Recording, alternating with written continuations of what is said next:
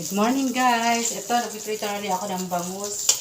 Aray, ayan na naman po. Ito po nakakatakot po magprito talaga ng bangus. Parang nagluluktuhan pa siya. Nagluluktuhan yung mantika. Kaya po, ang dami-dami kong peklat sa baraso. Ayan o. Kaya ang dami-dami kong peklat sa baraso. Sa pagpiprito po yan. Kaya takot na takot po ako magprito eh. Ito po ang ulam sa tanghalian. Ito po ay sasabawan ko. Lalagyan po siya ng sabaw. Dalawang pirasong bangus po to. Para naluluto po siyang mabuti. Isang katerbang kamatis. Lalagay po natin sa pritong isda. Masarap po maraming kamatis. Napakalasa pagka maraming kamatis. Sasabawan po natin siya para hindi naman masyadong dry yung ating ulam. Medyo mura na po ngayon ang kamatis. So, hindi kagaya ng mga nakaraang araw. Grabe, nasa 120 ang kilo. Pero ngayon po medyo mababa na po siya. Kaya dadamihan po natin ang kamatis. Samantalahin natin mura ang kamatis. Meron pa pong dalawa dito sa rep. Kunin po natin. Ay, tatatlo na pala to. Ito po. Ihalo natin.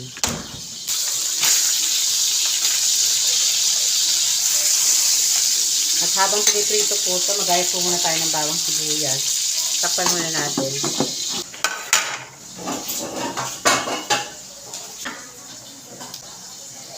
Meron pa po kaming adobo na natira kahapon. Marami-rami rin po yung niluto ko kahapon. Kaya hanggang ngayon po, meron po kaming adobo. Nakapagbaon po yung mga anak ko kanina. Nakapag-almusal pa. Tapos meron pa pong natira ngayon. Kung ayaw nilang lutong ang dami pang timbawan.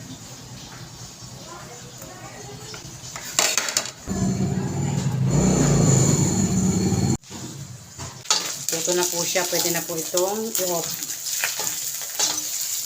Ganito po ako pag ito bali-balintong. Takot na takot po siya sa mantika. Pwede na po ito. Hayaan muna siyang tumigis. Tayo po ay magagayat muna ng kamatis.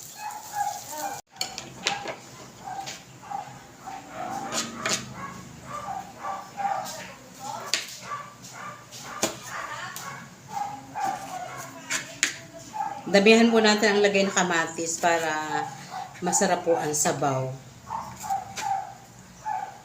Kasi ang kamatis po talaga napaka lasa. Kahit saan mo ihalo.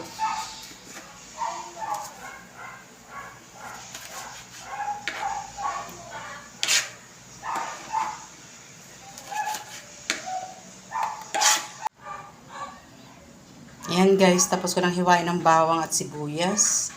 At saka po yung sangkaterbang kamatis. May labis pa pong 5. Hindi na po natin yan sasama. Ito na po kasi ang dami-dami na po nito. Ayan, magigisa na po tayo. Ay, dumulok sa pagka. Ayan. Diyan muna yan.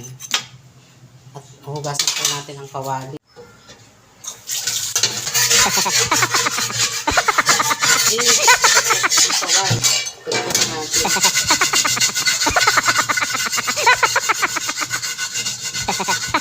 Ito po yung aking pangkut-kut, pantanggal ng tubig.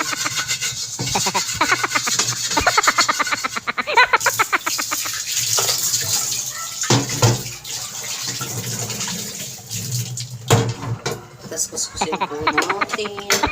Kuskusin po natin ng Scotch Brite para malinis po siya. Mainit po kasi ang kawali. Tayo ay magigisa.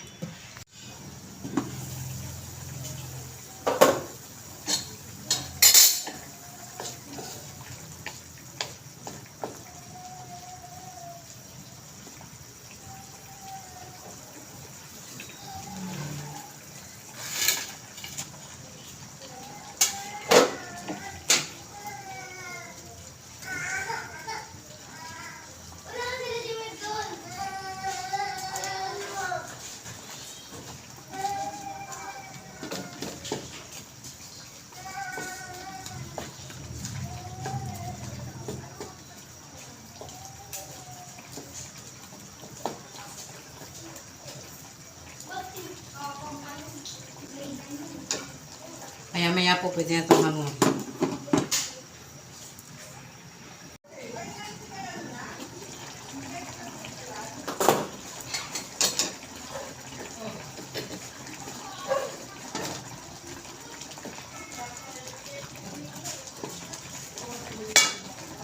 Muna natin yung kalang.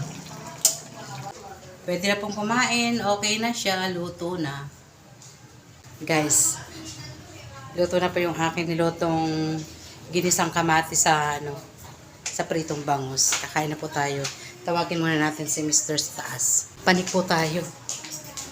Panik po din tayo.